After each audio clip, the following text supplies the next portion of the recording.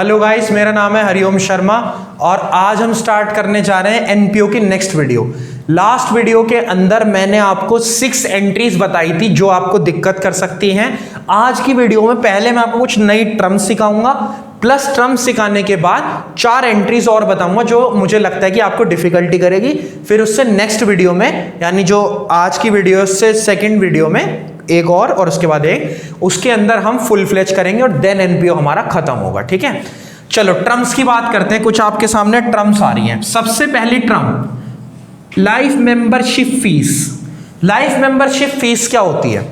Life membership fees का मतलब, पहली बात तो हम ट्रम सीख क्यों रहे हैं, ये ट्रम बच्चों को कंफ्यूज करती है। जो चीज भी आपकी कंफ्यूजन है ना, वो मैं आपको पहले ही दूर करने की कोशिश करूंगा ताकि आप किसी भी टॉपिक में अटको ना। लेकिन मैं आपको रटवाऊंगा बिल्कुल भी नहीं कि ये ट्रम रट लो, ये ऐसे होगा, ये ऐसे होगा। मैं आपको लॉजिक समझाऊंगा, लॉजिक से आपको दिमाग खोल के समझना होगा। ठीक है, रटना नहीं है। Life membership fee, life membership fee क्या होती है? देखो, एक फीस इससे पहले भी आई थी, एंट्रेंस फीस। एंट्रेंस फीस तो होती है जो एंट्री लेता जाएगा, मतलब जो क्लब में आता जाएगा, एनपीओ क्लब में, उसको एंट्री की फीस देनी पड़ेगी। तो ऐसे तो बहुत सारे लोग आएंगे और वो जो इनकम दे रहा है ना, वो हर साल की देगा। मतलब कि इस साल की एंट्रेंस फीस इस साल में आएगी, अगले साल की एंट्रेंस फीस उस साल में आएगी, पिछले साल की जो एंट्रेंस फीस होगी पिछले में आएगी। लाइफ मेंबरशिप फीस में क्या है, आपने एक बार फीस पेड करी और आप लाइफ मेंबर बन गए, मतलब उसके जिंदगी भर के लिए सब्सक्राइब हो गए, आप एक तरीके से मेंबर बन चुके। तो इस पर्टिकुलर केस में तो क्या होगा, इस पर्टिकुलर केस में तो ये इनकम वो बिल्कुल भी नहीं है जो बार बार होती है। ये इनकम तो वो है जो केवल कब होगी, एक बार। तो लाइफ मेंबरशिप फीस जो है वो बैलेंस शीट में जाएगी, इनकम एंड एक्सपेंडिचर से उसका मतलब नहीं है। ध्यान रखना इस बात का। जो इनकम भी बार बार ना हो ना, या जो चीज भी इनकम एंड एक्सपेंडिचर में नहीं आ रही, उसकी कौन सी जगह बची, बैलेंस शीट। वो हमें क्यों नहीं आती? क्योंकि अभी हम वो सीखेंगे आगे चल के। ठीक है, आपको अभी सिर्फ कॉन्सेप्ट लगाना है इनकम एंड एक्सपेंडिचर के अकॉर्डिंग कि वो चीज इनकम एंड एक्सपेंडिचर में आएगी या नहीं आएगी। तो ये चीज नहीं आएगी, क्यों? क्योंकि ये वो इनकम नहीं है जो बार बार होती है। नेक्स्ट आता होनेरियम, होनोरेरियम भी बोलते हैं कुछ लोग, इसे बोलते ही बड़े अलग तरह से। होनेरियम क्या होता है? आपको मैं सर्विस रेंडर कर रहा हूं कोई। सर्विस रेंडर मतलब क्या? मान लो आपका एनपीओ क्लब है, मैं आपके यहाँ पढ़ाने आया, मैं आपके यहाँ एज अ डॉक्टर आया, मैं आपके यहाँ एज अ लेक्चर देने आया, कुछ भी करने आया, तो आपने मुझे उसके बदले कुछ पैसे दिए, यानी सर्विस प्रोवाइड करी मैंने आपको, उसके बदले आपने मुझे ऐसा रेम्युनरेशन कुछ दिया। तो आपके लिए तो ये क्या है, नॉर्मल सा एक एक्सपेंडिचर है। क्यों है जी नॉर्मल सा एक्सपेंडिचर? बहुत सारे लोग आएंगे लेक्चर देने, डॉक्टर, मतलब बहुत सारे अलग अलग टाइम पे लोग आते रहेंगे, तो बार बार होगा ना खर्चा। तो ये तो इनकम एंड एक्सपेंडिचर में एज एन एक्सपेंडिचर आएगा। ध्यान रखना है कहां जाएगा, इनकम एंड एक्सपेंडिचर अकाउंट में। क्यों? क्योंकि ये वो खर्चा है जो बार बार होता रहेगा। नेक्स्ट आते हैं sale of newspaper and sale of waste paper. कुछ भी हो सकता है, सेल ऑफ मैगजीन भी हो सकता है। ये सारी, मैंने आपसे एक बात कही थी कि एसेट्स को बेचना नहीं आता, मतलब एसेट्स को बेचना इनकम एंड एक्सपेंडिचर अकाउंट में नहीं आएगा। क्यों? क्योंकि एसेट कभी कभी बिकती हैं और वो नॉन रिकरिंग इनकम है, कैपिटल रिसिप्ट है जो कभी कभी होती है। लेकिन न्यूज़पेपर और वेस्ट पेपर ना एसेट नहीं है। न्यूज़पेपर और वेस्ट पेपर एक नॉर्मल इनकम है, एक नॉर्मल सेल है, एक नॉर्मल इनकम है जो बार बार होगी। न्यूज़पेपर तो डेली आएगा और जब न्यूज़पेपर इकट्ठे हो जाएंगे तो वो बेचे भी जाएंगे, वेस्ट पेपर जब इकट्ठे हो जाएंगे तो वो बेचे भी जाएंगे। इसका मतलब क्या है कि ये एक नॉर्मल इनकम है और इनकम एंड एक्सपेंडिचर में आएगी। ध्यान रखना इस बात का कि सेल ऑफ न्यूज़पेपर या sale of waste paper income and expenditure में आएगी, बिकॉज ये एक नॉर्मल इनकम है। अच्छा, अगर न्यूज़पेपर खरीद रहे हैं और वेस्ट पेपर, मतलब न्यूज़पेपर खरीद रहे हैं, मैगजीन वगैरह खरीद रहे हैं, तो वो खर्चे वाली साइड आ जाएगा, बेच रहे हैं तो वो इनकम वाली साइड आ जाएगा। क्वेश्चन ये है मेन कि इनकम एंड एक्सपेंडिचर में आएगा या नहीं आएगा? आएगा, बिल्कुल आएगा। क्यों? क्योंकि ये जो है ये बार बार होगी income. Paper ink etcetera, paper ink etcetera asset है या स्टेशनरी बोल सकता हूं मैं इसे। आपको याद हो तो मैंने जो पहला पार्ट बनाया था उसमें क्वेश्चन में स्टेशनरी आ रही थी। स्टेशनरी एक एसेट नहीं है, स्टेशनरी एक ऐसा एक्सपेंडिचर है जो बार बार होगा, बिकॉज स्टेशनरी जो है ना वो लगातार होती रहती है। क्लियर है? स्टेशनरी की जरूरत लगातार पड़ेगी। मार्कर है तो मार्कर की जरूरत बार बार पड़ेगी या एक बार पड़ेगी? बार बार पड़ेगी। ठीक है बात? तो ये वो खर्चा है जो बार बार होगा, और जब कोई चीज बार बार हो तो वो कहां आती है? उसका एक ही घर बसता है, इनकम एंड एक्सपेंडिचर, या फिर उसका दूसरा घर है पराया, बैलेंस शीट। जैसे लाइफ मेंबरशिप फीस चली गई तो ये तो अपने घर की इनकम है। ठीक है बात? आते हैं म्युनिसिपल टैक्सेस। म्युनिसिपल टैक्सेस आप जानते हो क्या होता है? म्युनिसिपल टैक्सेस होता है जो लोकल ये होती है ना, म्युनिसिपल अथॉरिटी वगैरह, ये हमसे टैक्सेस वगैरह कलेक्ट करती हैं हमारी इनकम पे, या कोई भी काम वगैरह करवाती हैं। तो एक बात सोचो, ये जो करेंगी, ये जो टैक्सेस कलेक्ट करेंगी, क्या ये एक बार करेंगी या बार बार करेंगी? ये तो बार बार ही होगा ना टैक्स कलेक्ट, क्योंकि कोई ना कोई काम तो चलता ही रहेगा। तो ये भी इनकम एंड एक्सपेंडिचर में आएगा। आप ध्यान रखना कि ये भी एक नॉर्मल खर्चा है जो हमें पेड करना पड़ रहा है। अगला आता है सेमिनार के खर्चे और सेमिनार की इनकम। सेमिनार कभी कभी होगा या सेमिनार एक एक बार होगा? सोच लो। टूर्नामेंट जो होता है वो तो कभी कभी होता है, जो टूर्नामेंट होता है ना वो कभी कभी होता है, लेकिन सेमिनार तो चलते ही रहते हैं, कुछ ना कुछ सिखाने के लिए सेमिनार तो चलते रहते हैं। तो सेमिनार की इनकम और सेमिनार के खर्चे इनकम एंड एक्सपेंडिचर में आएगा, जबकि टूर्नामेंट जो है वो बैलेंस शीट में पराये घर में आएगा। वो टूर्नामेंट यहां नहीं आएगा क्योंकि टूर्नामेंट कभी कभी होता है। ठीक है भाई। नेक्स्ट आता है चैरिटी शो। लिखा होगा क्वेश्चन है proceeds from charity show, expenses on charity show. तो चैरिटी शो भी बार बार होगा। क्यों? क्योंकि चैरिटी शो जो है ना वो तो करते रहेंगे, क्लब तो चलता ही चैरिटी पे है ना। एनपीओ क्लब किस पे चलता है? चैरिटी पे चलता है बेसिकली। तो चैरिटी शोज जो है वो लगातार होंगे। दैट्स व्हाई चैरिटी शो भी कहां आएगा? इनकम एंड एक्सपेंडिचर अकाउंट में, अपने घर में। इसकी फोटो एक स्क्रीनशॉट क्लिक कर लो, फिर मैं आपको कुछ एंट्रीज और कराऊंगा आज। ठीक है, मैं आपका कॉन्सेप्ट स्ट्रॉन्ग करने पे ज्यादा फोकस्ड हूं, रेदर आपको रटवाने पे। ठीक है, जैसे जैसे जो चीजें मुझे लगेंगी ये आपको आ सकती, ये मतलब आपको दिक्कत करेंगी, वो मैं बताऊंगा। लेकिन जो चीज मुझे लगेगी कि आप सीख चुके हो, जो आप कर चुके हो, उसके लिए आपको प्रैक्टिस करनी पड़ेगी। ठीक है, इसको रब करते हैं, आगे बढ़ते हैं। देखो, अब नेक्स्ट आता है कॉन्सेप्ट हमारा जिसकी हम नेक्स्ट बात करेंगे। ठीक है, अब एंट्रीज पे कंटिन्यू करते हैं। लास्ट वीडियो के अंदर मैंने आपको 6 एंट्रीज कराई थी, आज मैं आपको 4 एंट्री और सिखाने जा रहा हूं। ठीक है, सबसे पहली एंट्री नंबर 7 आपको दे दे receipts and payments account. Receipts and payments accounts आपको दे देगा, रिसिप्ट एंड पेमेंट अकाउंट दे देगा। यहां इस वीडियो के बाद ना आपको इनकम एंड एक्सपेंडिचर के जितने भी क्वेश्चन है वो सारे कंप्लीट कर लेना, जो भी आपकी बुक के अंदर है, जो भी आपके पास मटेरियल है। रिसिप्ट एंड पेमेंट अकाउंट आपको देगा। सबसे पहली एंट्री 7, उसमें मान लो ये पेमेंट साइड में, पेमेंट साइड जो है उसके अंदर आपको लिख के दे दे बाय इंश्योरेंस प्रीमियम। क्या लिख के दे दे? Insurance premium. ठीक है, इंश्योरेंस का खर्चा है, यहां लिख दे 6000। और ये जो अकाउंट है ना ये है 2019 का, मान लो कब का है? 2019 का।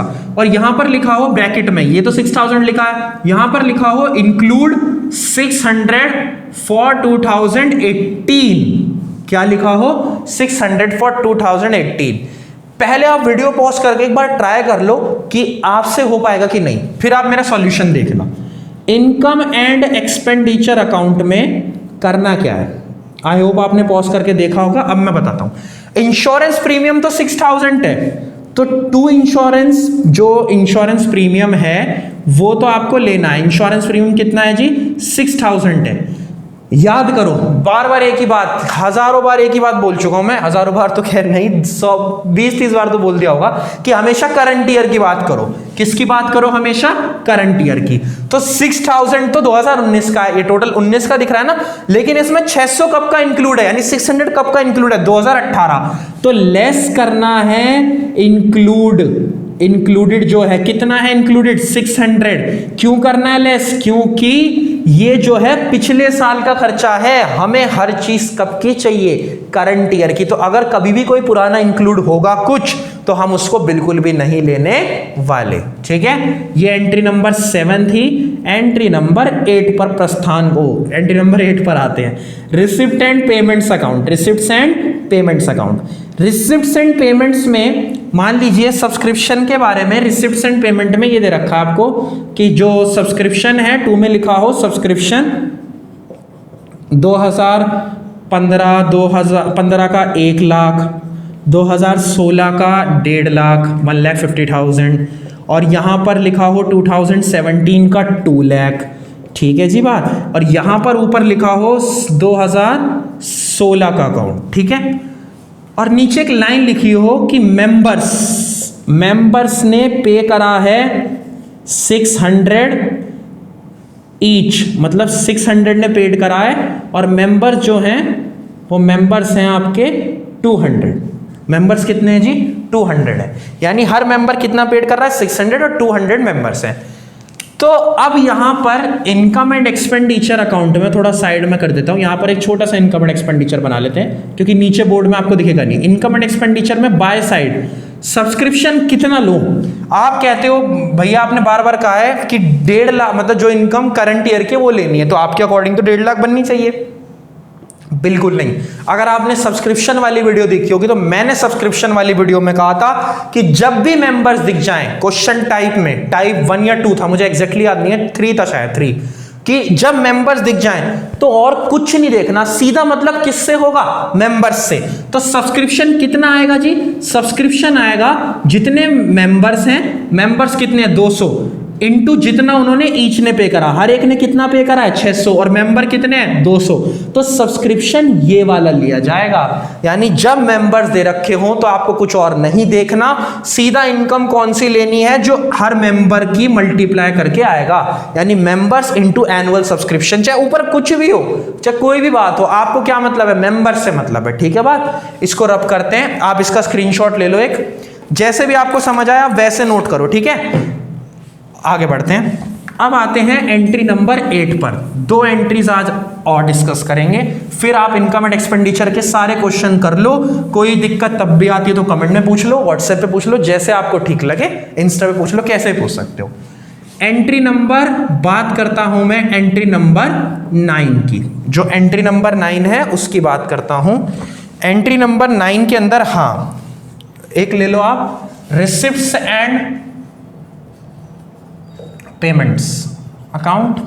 रिसिप्ट एंड पेमेंट को अपना दोस्त बना लो, हर चीज रिसिप्ट एंड पेमेंट से ही होगी।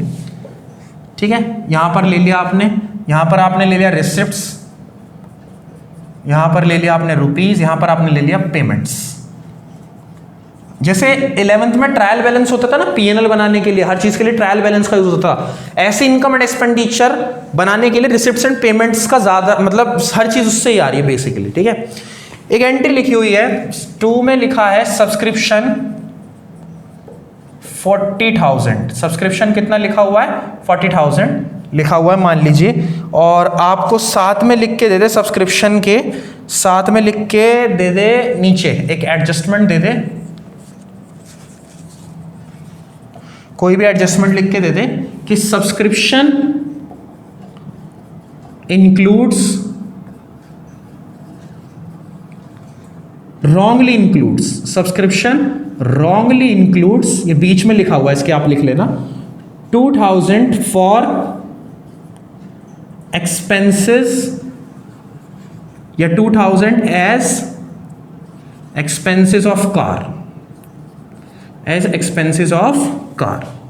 ठीक है, एक्सपेंसेस ऑफ कार लिख लो, या फिर ये लिख लो, एक्सपेंसेस ऑफ कार से बेटर रहेगा डोनेशन फॉर बिल्डिंग, ये ज्यादा आती है, बुक के अकॉर्डिंग बताता हूं मैं आपको। ये है, ये फाइनल एंट्री है। Subscription wrongly includes 2,000 as donation for building, ये लिखा हुआ है।